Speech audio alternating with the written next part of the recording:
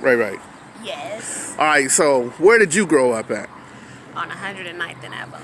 109th and Avalon. So you went to what schools? You went to Gompers and I Locke? went to 109th. I went to Gompers, and yes, I did go to Locke. All right. And how was that growing up? Was it like fighting to go to school, or what was it like? To be honest, for me, I didn't have a problem going to school because I went there with all my cousins. So from elementary to junior high, maybe high school, I started getting into it with people, but that was because I was little and they thought they could punk me. That was a no-go. Right. All right. So you got hands. I mean, you win some, you lose some, so hey, All right. So what neighborhood is that considered over there? the back streets. They Crips or Bloods? They'll be Crips. How would you have felt being your daddy, Raymond Washington, if you'd have grew up in a Blood neighborhood?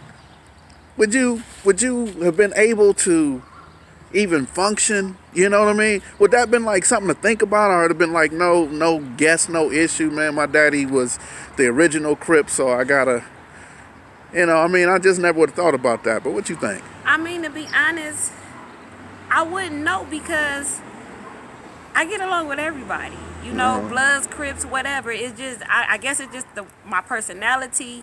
Because let me set something straight. I'm not a gang member. I'm affiliated because I grew up in that neighborhood. A lot of people always say she's a gang member.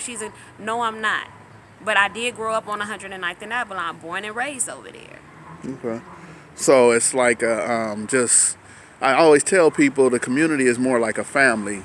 To me, I can only speak of my mind. It is. My grandmother, a lot of ladies, my grandmama was staying over there 57 years. Mm-hmm. My mom, my uncles, they all went to 109th. They went to Gompers and they went to Locke. Oh, okay. So, like you said, we all family over there. Yeah, so let me ask you, what are some of the things you were doing in the community? Some of the things to help curb the violence? What groups have you been a part of? What meetings did you attend? Do you do the King Day Parade? Tell me some stuff you do. I done been affiliated with Ceasefire, Girls and Gangs, Time for a Real Change, Girls and Gangs. I done did safe passes for the school. I done did some of everything to try to help out the community. All right, so what's in the future? What's going to be the thing to help the community now? What's next? How do we help the community now with the stuff that's it's kind of dying, especially the war with the blacks and Hispanics, but it's still going. One death is one too many. So what could be done now? I mean, it's a lot of round table meetings going on. Because people is getting tired. People is tired of burying their loved ones, and there's a lot of G's coming home, and honestly, I think what we need to do is just constantly keep coming together until, we figure out something. Right. Do you ever fear your own two children? And that little boy is not a little boy anymore. No. So do you ever fear your own children either joining up with the Crips or the Bloods, or even just making it home every day, man, having to navigate through these streets? Do you ever think about that? That's an everyday fear for me. And the reason being is because my kids are young and they're black. Right. That's already something against them right there. I mean, my youngest son already been chased for his cell phone.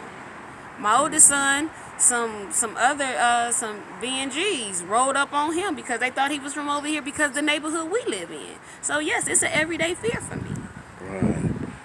So that's the work that has to be done, is that we can't afford no one's child to be the next victim or suspect of a homicide or shooting or anything like that. Right. So is there anything else that you might want to end this with, or look at this, Alex Alonso is calling me at the same time I'm interviewing Ray. But look, so is there anything else you want to leave the people with? People are interested in your story, and do you go to colleges and speak? Would you like to go out of town and speak? And are you on Facebook and Instagram? Yes, I would love to go into schools and speak. I would love to go to colleges. I'm on Instagram as lovely as Ray Ray. Lovely ass Ray Ray. Yes. All right. And I'm on Facebook under Rayshana L. Washington. And if you hit me up, if you need me, if you just wanted some advice or you want to talk, if I'm available, I always try to answer my inboxes and DMs. I mean, I do get some perverts, but then a lot of them just be curious because who my dad is. The perverts be curious. Skip, you'll be surprised what's sent to my DM.